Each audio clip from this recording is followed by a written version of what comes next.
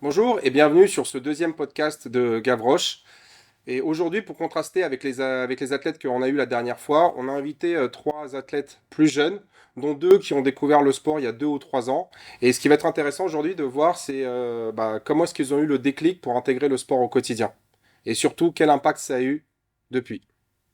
Bonjour et merci d'être venu donc pour ce deuxième épisode du Gavroche Podcast. Et aujourd'hui, je vous ai invité parce que je sais que pour la plupart d'entre vous, ça fait pas longtemps que vous avez vraiment vous avez vraiment débuté une activité sportive avec beaucoup de sérieux, régulièrement, 3, 4, voire plus par semaine.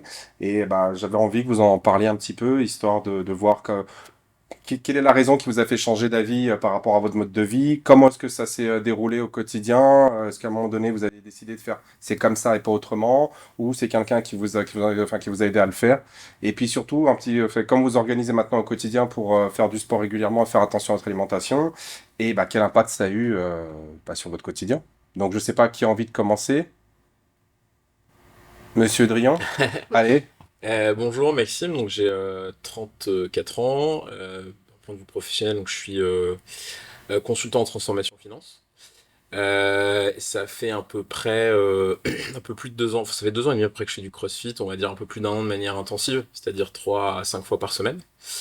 Et puis auparavant, en fait j'ai fait du sport quand j'étais adolescent, je faisais un peu de rugby, que j'ai arrêté avec les études.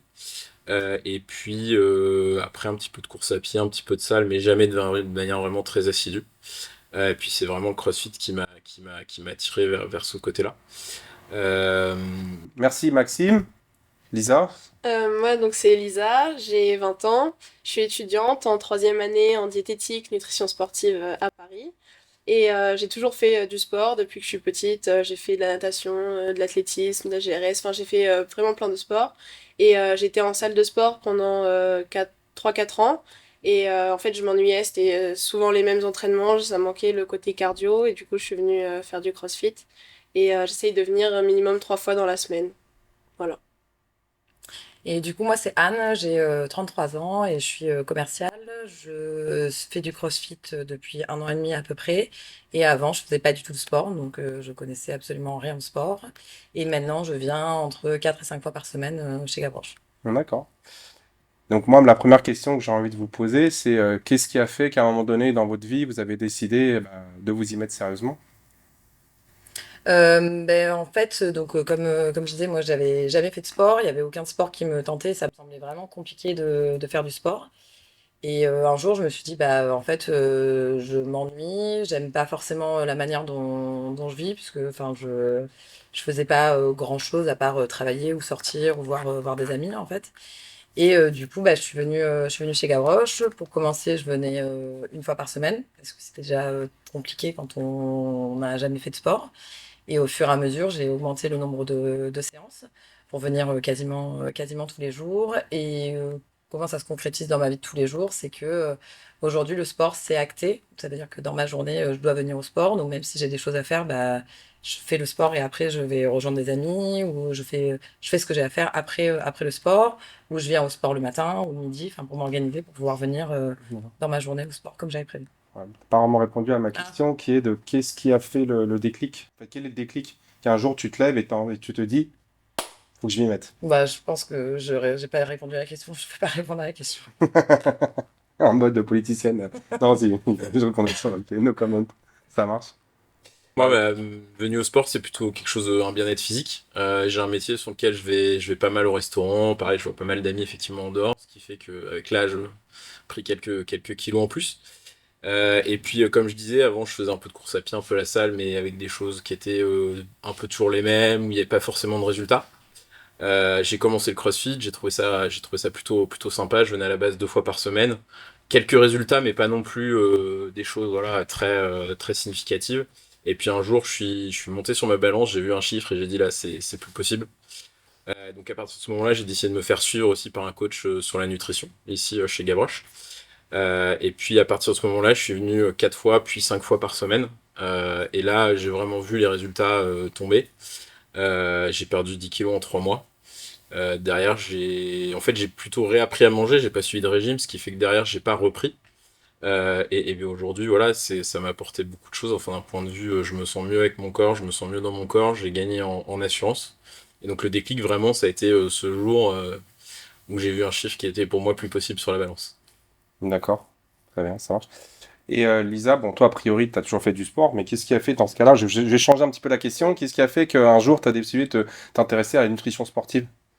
Comme je m'intéressais beaucoup au sport, dès le lycée, j'ai commencé à essayer d'apprendre par moi-même comment bien s'alimenter quand on est sportif. Et je suis tombée sur cette école et du coup, j'ai voulu continuer les études là-dedans parce que je savais que c'était un domaine qui allait m'intéresser. Et donc, les études allaient me plaire et donc le futur métier allait forcément me plaire. Donc, voilà. D'accord. Ok, ça. Et donc, la question que j'ai envie de vous poser maintenant, c'est, bon, toi, tu me l'as dit, Anne, genre, c'est acté, mais ça veut dire quoi pour toi, c'est acté?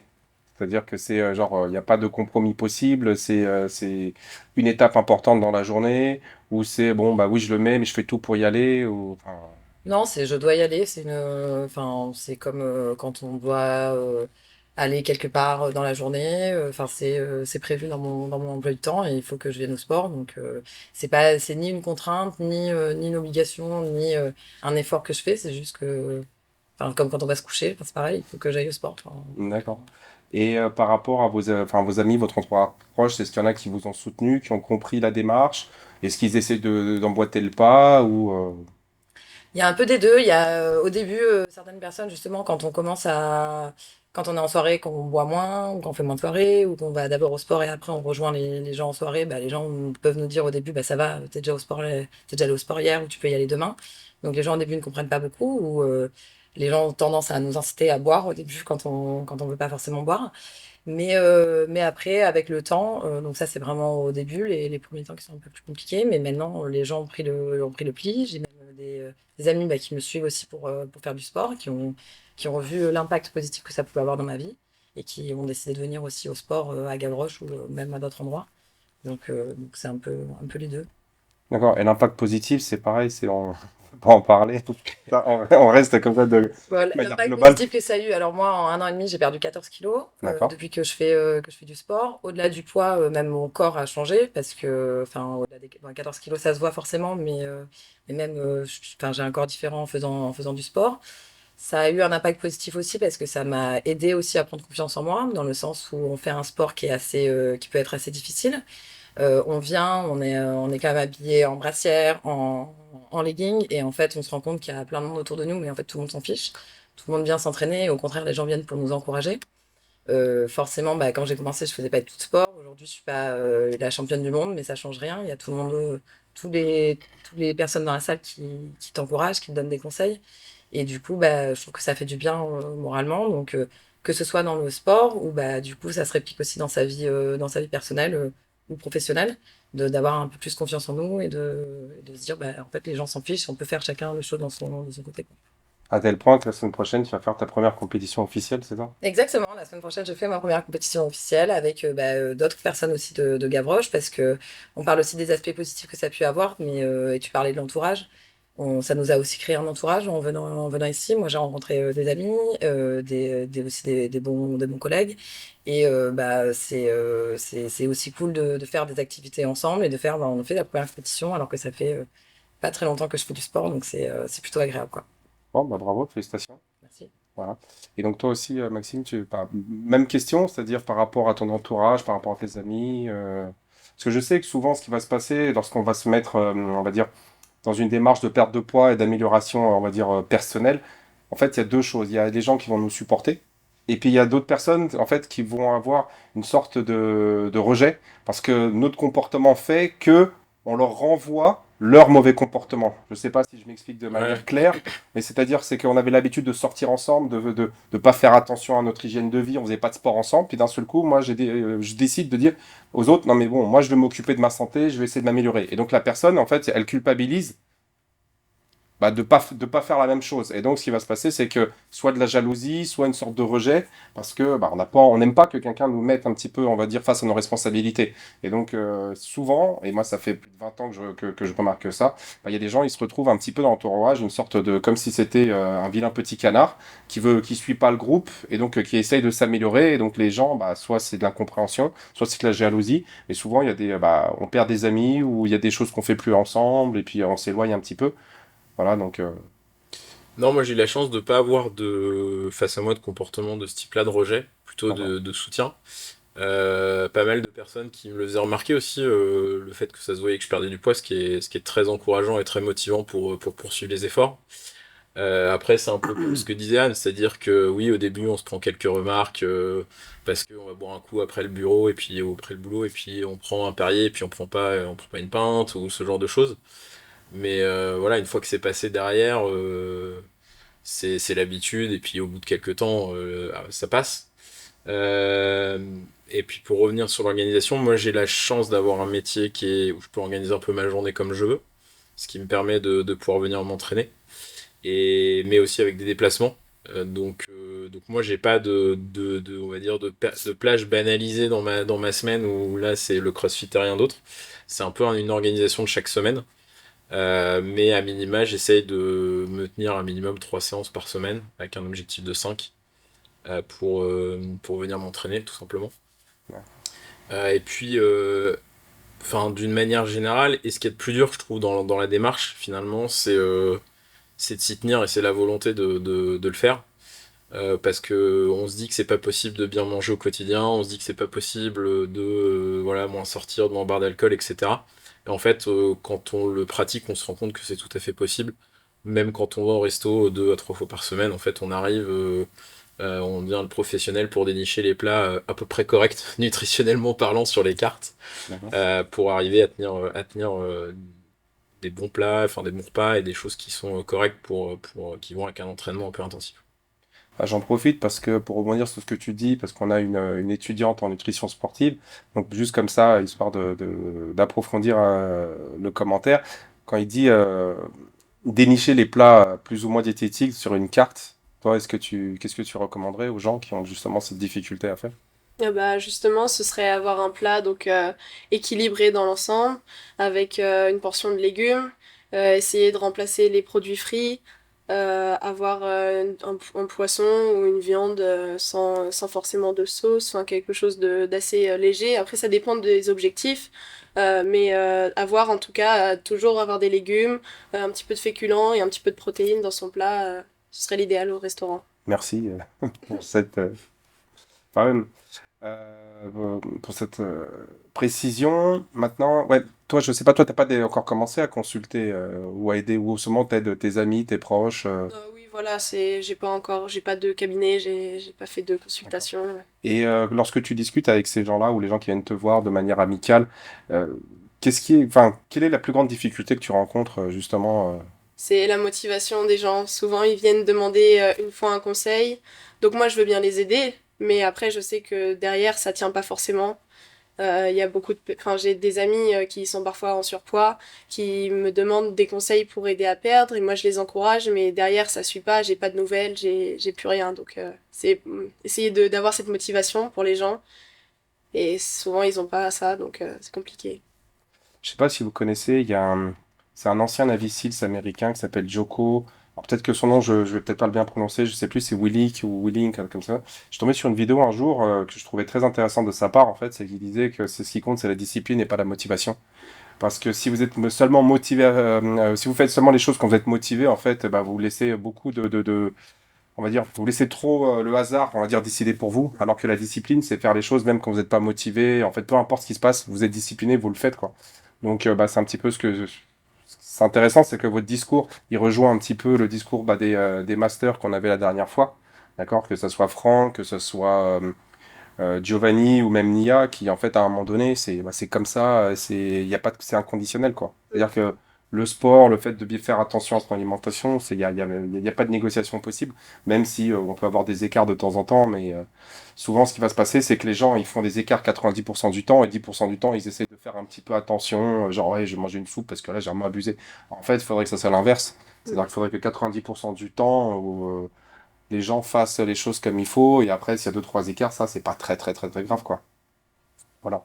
Donc, bah, je sais pas si vous avez quelque chose à ajouter par rapport à notre discussion, ou peut-être qu'on a oublié de parler de quelque chose.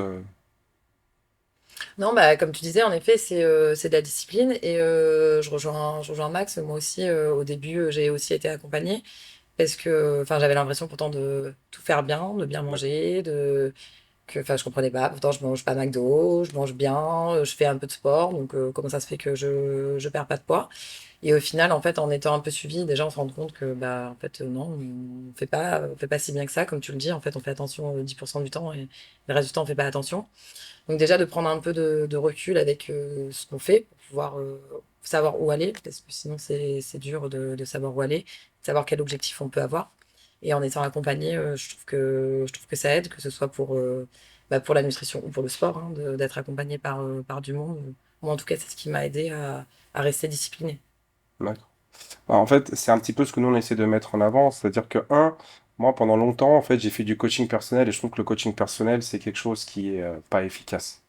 Parce que comme dans une relation commerciale avec un client, souvent on va chez lui, on va à la salle, c'est un petit peu le client qui dicte ce qu'il a envie de faire, son humeur, son machin. Et nous, on est constamment dans cette logique de peur de perdre le client. Et donc, du coup, on va aller un peu dans son sens. Ce qui est intéressant dans les entraînements de petits groupes, c'est que même si nous, en tant que coach, on est là pour les diriger, souvent, ce qui va se passer, c'est que les gens se responsabilisent les uns les autres. C'est-à-dire que vous n'êtes plus vraiment responsable vis-à-vis du coach, mais vous êtes responsable aussi du groupe et ça, c'est intéressant. Le fait de se faire accompagner, c'est très important parce qu'il y a eu pas mal d'études sur tout ce qui était comportement vis-à-vis de la nutrition, vis-à-vis du sport. En fait, les gens, ils ont tendance à surestimer le sport qu'ils font et à sous-estimer en fait les calories qu'ils ingurgitent. Donc c'est vrai que dans un premier temps, c'est bien d'être accompagné justement pour faire un audit sur ce qu'on fait de bien et sur ce qu'on fait de mal. Et après, c'est de donner, alors c'est du bon sens, mais c'est pas forcément du bon sens, on va dire, pour tout le monde lorsqu'on n'a pas été formé, qu'on n'a pas une grosse expérience de cette chose-là. Comme tu le disais, donner des conseils à des gens, c'est facile. La vraie problématique, c'est pas les conseils. C'est comment est-ce qu'on fait pour qu'ils les appliquent au quotidien, quoi, et notamment 90% du temps. Et justement, c'est ce que moi d'essayer de faire, enfin de montrer aux gens à travers ces petits podcasts je vous remercie de venir parler de votre expérience, mais c'est à un moment donné, qu'est-ce qui fait qu'il y a le déclic et que je change complètement, on va dire, comme diraient les Anglais, mon mindset par rapport à ça, et que tous les jours, je vais faire ce qu'il faut faire, quoi, pour pas, on va dire, retourner aux mauvaises habitudes. Donc, moi, je crois beaucoup, on va dire, justement, dans l'entraînement de petits groupes et d'être accompagné. Et puis, c'est les uns et les autres qui sont dans ce petit groupe qui vont s'encourager, se soutenir, et puis après, nous, on est là juste un petit peu pour vous driver, mais c'est vous qui faites le taf, quoi. Parce que si vous le faites pas, nous, on peut pas faire grand-chose. Donc, félicitations à vous pour, pour Merci. pour les progrès que vous avez faits. Et puis, j'espère que vous allez réussir à continuer ça pendant longtemps. Il y a un élément aussi que tu as pu aborder tout de suite et que on en a parlé aussi, c'est un peu le groupe et la communauté qui est vachement motivant dans le monde du CrossFit. Parce que justement, tu dis c'est toujours des petits groupes. Et en fait, ce qui est vraiment sympa, c'est que tout le monde comment dire, s'encourage les uns les autres, quel que soit son niveau, qu'on soit débutant, qu'on soit intermédiaire ou expérimenté. Et ça, c'est vraiment aussi quelque chose qui m'a beaucoup plu. Parce que voilà, quand on fait, enfin en tout cas pour ma part, quand je fais du sport tout seul, j'ai un peu vite envie d'abandonner ou je me dis tiens, voilà, je suis fatigué, je m'arrête. Là, avec l'effet de groupe, les gens qui vous poussent, ça pousse vraiment à se dépasser. Et c'est aussi ça qui donne envie de revenir et de venir plus souvent en fait. Parce que finalement, on vient à peu près toujours aux mêmes horaires, donc on voit toujours les mêmes personnes. Et finalement, on crée un petit groupe d'entraînement de personnes avec qui on a l'habitude de s'entraîner, avec qui du coup, même si on sait que on n'a pas eu une bonne journée, qu'on est un peu fatigué, en fait, on va quand même y aller parce qu'on sait qu'on va retrouver des personnes avec qui on apprécie s'entraîner, on sait qu'on va se vider la tête, on va se mettre de la bonne fatigue et que derrière, c'est que du positif qu'on en retirera, quoi. Il y a un autre sujet que j'aimerais aborder avec vous, c'est justement, comme vous êtes toutes les deux, on va dire, deux jeunes femmes, c'est vrai que nous, on est souvent confrontés à la problématique que beaucoup de femmes pensent qu'en venant s'entraîner chez nous, elles vont forcément, on va dire, se transformer, entre guillemets, en hommes, pardon, et elles ont toujours peur, on va dire, que les poids, c'est pas fait pour elles, c'est pas du tout leur objectif. Elles, ce qu'elles vont chercher, c'est plus, on va dire, soi-disant, à perdre du poids, cardio, donc faire que des exercices où elles vont transpirer et être essoufflées. Et du coup, je sais plus, je crois que c'est toi, une fois que tu m'avais dit, Anne, que en fait, ce qui avait vraiment fait changer ton corps, c'est vraiment le travail de musculation, notamment avec charge et haltère. Donc, est-ce que c'est toujours le cas? Est-ce que tu penses ça? Ou est-ce que toi aussi, tu as eu comment ça fait, une évolution, genre, tu es parti d'un priori avec aujourd'hui cette certitude que Alors moi j'avais pas d'a priori parce que enfin c'était pas un a priori que j'avais. Par contre j'ai beaucoup de copines à moi quand je leur parle du CrossFit qui me disent bah non mais moi j'ai pas envie d'avoir des grosses épaules, j'ai pas envie d'avoir des gros bras, moi je préfère des choses pour m'affiner. Donc du coup je peux comprendre cet a priori, mais par contre en effet comme tu le disais quand j'ai perdu beaucoup de poids, ce qui m'a aidé à changer mon corps c'est vraiment justement les charges extérieures et les charges de plus en plus lourdes. Ça n'a pas fait de moi des grosses épaules, enfin, juste plus athlétique. Et ouais. je pense pas qu'on change non plus du jour au lendemain physiquement, sinon ce serait trop facile en fait. Donc du coup, je pense que ça vient de toute façon au fur et à mesure, mais je comprends pas forcément cet a priori. Ouais, moi non plus. Parce que moi, j'ai plein de gars qui viennent s'entraîner en musculation avec avec la volonté de devenir énorme au niveau des bras et des épaules. Ils n'y arrivent pas toujours aussi vite qu'ils le voudraient. Donc, les femmes, étant donné qu'elles ont un système hormonal qui est moins enclin à prendre de la masse musculaire, il y a encore moins de chances que ça arrive, en tout cas en 5 minutes. Moi, j'avais des a priori. Ouais. Ça fait 1 an que je suis là, mais avant de venir, enfin, j'avais pas d'a priori par rapport à mon corps, comment j'allais venir, enfin, comment j'allais devenir, parce que de toute façon, les charges, c'est propre à chacun. Si on met pas léger, enfin, si on met pas lourd plutôt, on n'aura pas des gros muscles, etc. Et moi, j'avais un a priori sur les personnes qui étaient là. En fait, je pensais que tout le monde ça allait être des hommes très musclés, enfin, des compétiteurs, quoi. Et en fait, non, il y a de tout. Et ça m'a beaucoup rassurée déjà. Et il y a tous les physiques, tous les âges, toutes les tailles, donc c'est familial en fait. Et c'est ça qui est bien dans ce sport, je trouve. Je te rejoins un peu, par contre, sur l'a priori des autres qu'il pouvait y avoir au sport. Et c'est pour ça que moi, en venant ici, j'ai commencé par aller pour girls, parce que ça me rassurait d'être qu'avec des filles, justement, pour éviter ce regard des autres, ou éviter de faire des choses qui me semblaient trop compliquées. Et en fait, au fur et à mesure, je me suis rendu compte que finalement, c'était partout pareil, que ce soit au cours normaux, entre guillemets, ou au cours qu'avec les girls. Mais je trouve que le passage, justement, si jamais on a un peu d'a priori, en tant que femme en tout cas, de passer par les girls, ça permet de prendre un peu confiance en soi et de mieux comprendre le sport pour après pouvoir aller à d'autres cours. C'est exactement pour ça, en fait, qu'on a mis en place le Girl. C'est que, je crois que c'est en 2016 ou en 2017, ouais, quelque chose comme ça. En fait, à l'époque, on avait une pratique qui était essentiellement masculine. Et on avait un jour, on a eu, pour faire très rapidement, j'ai deux, trois adhérentes qui sont venues, qui ont suivi une autre adhérente qui avait un peu comme toi, eu vraiment des gros changements. Et un jour, je les croise dans la rue, ça fait genre, c'était chez nous inscrit en 3 mois, et ça faisait 1 mois ou deux que je les avais pas vus, je les croise dans la rue, je leur pose la question. Je leur dis, on vous voit plus, ça vous a pas plu, ça a pas fonctionné. Elle me dit, et là, on me donne la réponse, on me dit, ah si, j'ai jamais autant progressé que en 3 mois dans votre salle. J'ai fait du yoga, du pilates, du machin, j'ai tout fait, mais j'ai perdu du poids, j'ai gagné en conditions physiques, quelque chose de dingue. Et j'ai dit, ok, mais pourquoi est-ce que vous venez plus? Alors elle fait, ah bah non, mais c'est pas pour moi. Et donc là, en fait, ça a été un petit peu un choc pour moi, me dire, je comprends pas. Les gens, ils font du sport pour perdre du poids, pour gagner en conditions physiques, pour se sentir mieux. Et là, on m'explique que le produit, il fonctionne, la méthodologie, elle fonctionne, mais on m'explique qu'on veut pas venir parce qu'en fait, c'est pas fait pour nous. Et c'est là, on a eu l'idée de créer justement le Gavroche Girl, où c'est pas un autre produit, c'est pas une autre méthodologie, c'est juste, on va dire, une approche un peu plus light. Et psychologiquement, c'est peut-être plus facile parce que c'est tellement dur. C'est pour ça que je posais la question, est-ce que vous avez un a priori? C'était tellement dur, en fait, d'expliquer à quelqu'un qui a des a priori, qui, en fait, pense savoir, mais connaît rien au sport, de lui dire, non, non, c'est pas comme ça que ça va se passer. Et donc, plutôt que de nous battre avec eux, on leur dit, mais attends, voici, je vais te donner toute une liste d'arguments qui démontrent que tu as tort de penser comme ça. Mais en fait, c'est plus facile de leur dire, écoutez, Gavroche Girl, c'est fait pour vous. On fait la même chose qu'en bas, sauf qu'on met pas beaucoup de poids, on fait plus de cardio, mais vous n'allez pas finir avec des gros muscles, quoi. Et je suis content de voir qu'il y a de plus en plus de femmes, en fait, après avoir fait, je sais pas moi, 6, 12, 18 mois, on va dire, avec les girls, elles descendent en bas avec nous sur le RX, et finalement, tous ces a priori, ils disparaissent, quoi. Ouais. Toi, t'as pas fait les girls, toi, en premier? Moi, j'ai pas fait les girls. Non.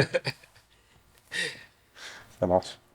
Bon, si vous avez rien d'autre à rajouter, moi je vous propose, on va se changer. Enfin, moi je suis déjà en tenue. Et puis on va faire un petit Metcon ensemble, quoi. Allez, Avec c'est plaisir. parti. Voilà.